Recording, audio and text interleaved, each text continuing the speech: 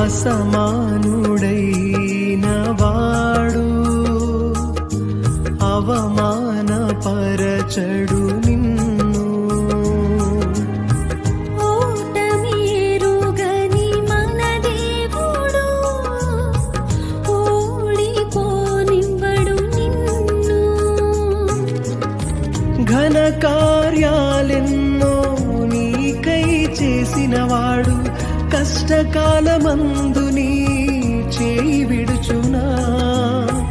అసాధ్యములెన్నో దాటించిన నాదుడు శ్రమలో నిన్ను దాటిపోవునా.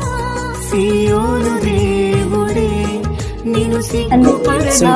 జరిగినాయా తెలిసినాయా చెప్పు వాళ్ళకి చెప్పాను.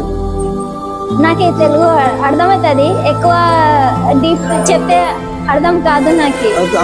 आपका हिंदी में बात करो, क्या सिम्टम्स है? मेरे को क्या हुआ मालूम, अंदर से है ना, इधर अंदर से ना कुछ बाहर निकल रहा था, निकलते निकलते हाथों में आ गया.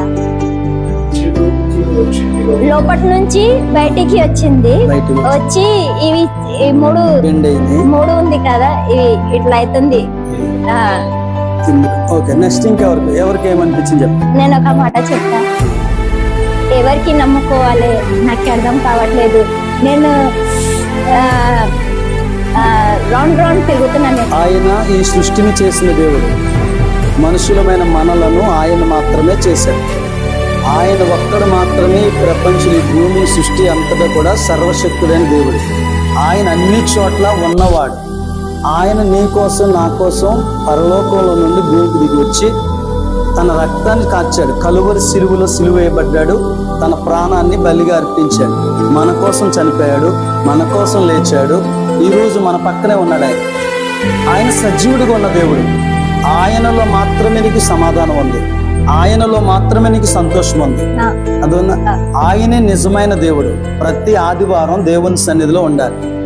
నీ కుటుంబంలో శాంతిని, నీ హృదయంలో మనశ్శాంతిని, నెమ్మదిని, నీలో ఉన్న కలవరాన్ని తీసి దేవుడు నూతనమైనటువంటి ఆ సంతోషాన్ని దేవుడిస్తాడు. ఇప్పుడు తాకండి, ముట్టండి, వెళ్ళినట్లుగా కదా. అంటే నీ ఇలా చెప్తున్నప్పుడు రిలీజ్ అంటే విడుదల జరిగిన తర్వాత నీకు మనశ్శాంతి నార్మల్గా ఉంది. ఇంకెవరికి అనిపించింది? ఇంకెవరికైనా? నేను చాలా మంది ప్రార్థన చేయలేదు కదా, ఎలా ఉంది ఇప్పుడు? మీ మెసేజ్ చాలా అర్థమైంది చాలా. ఇంకా తెలుసుకోవాలని ఒక కొంచెం యాంగ్జైటీ చాలా ఉంది దాంట్లో. నాకైతే క్యూరియాసిటీ ఉంది చాలా. అండ్ దాని తగ్గట్టు ఈరోజు చేసిన ప్రేయర్లో అయితే I think I heal something. నాలో ఉన్న హెవీనెస్ చాలా తగ్గింది, కొంచెం బరువు తగ్గింది. అండ్ మీరు నాకు చెప్పారు కోపం తీసేయాలని. ఆబ్వియస్లీ నాకు చాలా యాంగ్రీనెస్ తగ్గింది ఉంటుంది అని అనుకుంటున్నా. అండ్ నాలో ఉన్న హెవీనెస్ అయితే చాలా మటుకు హీల్ అయ్యింది. మన గురించి ఉచ్చరిస్తున్నారు, అప్పుడు కరెక్టే వాళ్ళ మనసులో ఉన్నాయి చెప్తున్నారు అనిపించింది అయ్యా.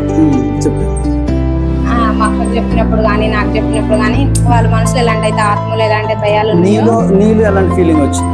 నీకేమనిపించింది? నేను చేంజ్ అవుతాను ఇప్పటి నుంచి, నా గురించి కరెక్టే చెప్పారు అనిపించింది. ఎలా ఉంది ఈ 2 days ఎలా ఉంది మనకి? సో ఈరోజు చెప్పిన వాక్యంలో అయితే నా మనసుకు తగిలినట్టే అనిపించింది. మొన్న భయం గురించి చెప్పినప్పుడు నేను అంతే ఏది చూసినా భయపడతా. మా నానమ్మ చనిపోతేనే 1 నెల రోజులు అమ్మ వాళ్ళ ఇంటికి వెళ్ళలేదు. నేను అక్కడే ఉంది, మా నానమ్మ ఆత్మ అక్కడే ఉందని. ఇప్పుడు అయ్యగారు వాక్యం చెప్పినప్పుడు కూడా నాకు అట్లా ప్రేరేపించడం, నేను ప్రతిసారి ఇట్లే చేస్తా. ఇప్పుడు ఒకరిని చూసి మనం ద్వేషించుకుంటాం, వాళ్ళ ముందు కరెక్టే ఉంటాం కానీ వాళ్ళు ఇది కొన్నారు అది కొన్నారు మనకేం లేదు అని ద్వేషించుకుంటాం. అయ్యగారు చెప్పిన మెసేజ్లో అట్లే అనిపించింది.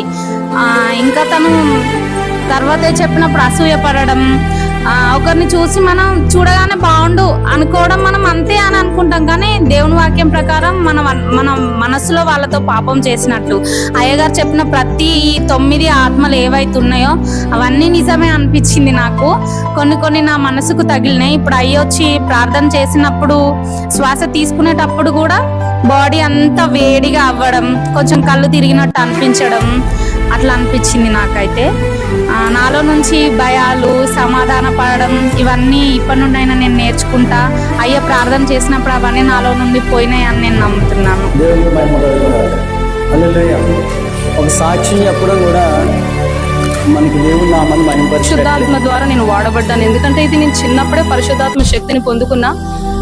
అలాంటి ఉద్యోగం ఇప్పుడు కనిపించింది. ఈ ఉద్యోగం ప్రతి ఆదివారం మనం అందరం బలంగా ఆత్మతో సత్యముతో దేవుని ఆరాధించినట్లయితే ప్రతిదినం మనం దేవుని ఆత్మతో నింపబడతాం. ఏంటంటే ఒక చిన్న దర్శనం, అదేంటో నాకు అర్థం కాదు. ఆ దర్శనం ప్రేయర్ చేస్తున్నప్పుడు అక్కడ సైడ్ ఒక చిన్న బేబీ బక్క చిక్కిపోయి చనిపోయిన స్థితిలో కనిపించింది. చిన్న పాప, అప్పుడే పుట్టిన పాప చనిపోయి కనిపిస్తుంది. మరి దాని అర్థం ఏంటో దేవుడిని అడగాలి. కాబట్టి మీరు విన్న వాక్యాన్ని రిసీవ్ చేసుకున్నారు కాబట్టి కొంచెంగా జరగడం. ఏదేమైనా దేవుడు మరలా చిత్తమైతే దేవుడు